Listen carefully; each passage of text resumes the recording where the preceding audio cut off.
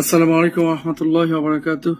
প্রিয় ভাই এবং বোনেরা, বিশেষ করে উত্তরায় যারা আক্রান্ত হয়েছেন, হতাহত হয়েছেন, আল্লাহ সবাইকে হেফাজত করুন। যারা আহত হয়েছেন সবাইকে সুস্থতার নিয়ামত দান করুন। বিমান বিধ্বস্তের ঘটনায় যে সমস্ত সন্তানদের ছবি আমরা দেখতে পাচ্ছি, ভিডিও দেখতে পাচ্ছি, নিজেকে নিয়ন্ত্রণ করা আসলে কঠিন হয়ে যাচ্ছে। ওই জায়গাটা আপনার আমার সন্তানও থাকতে পারতেন। প্রত্যেকে দোয়া করব এবং দোয়ার পাশাপাশি 3টি কাজ আমরা করব। এখন অনেকে ভিড় করছেন, ওই জায়গাটা কেউ ভিড় করবেন না প্লিজ।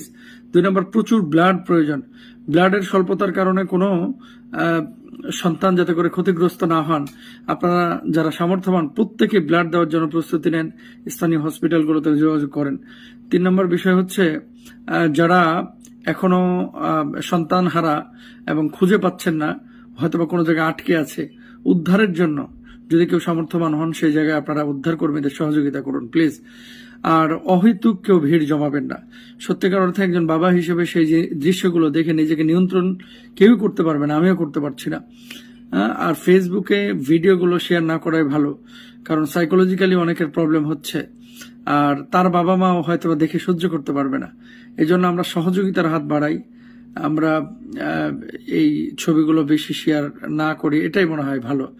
তারপরেও আল্লাহ তাআলা আমাদেরকে হেফাজত করুন। যারা অসুস্থ হয়েছেন সবাইকে পূর্ণ শিফায়ে কামিলা আজেলা নসিব করুন। প্রত্যেকে দোয়া করি ভাই এবং বোনেরা, আল্লাহ হেফাজত করুন। আসসালামু আলাইকুম।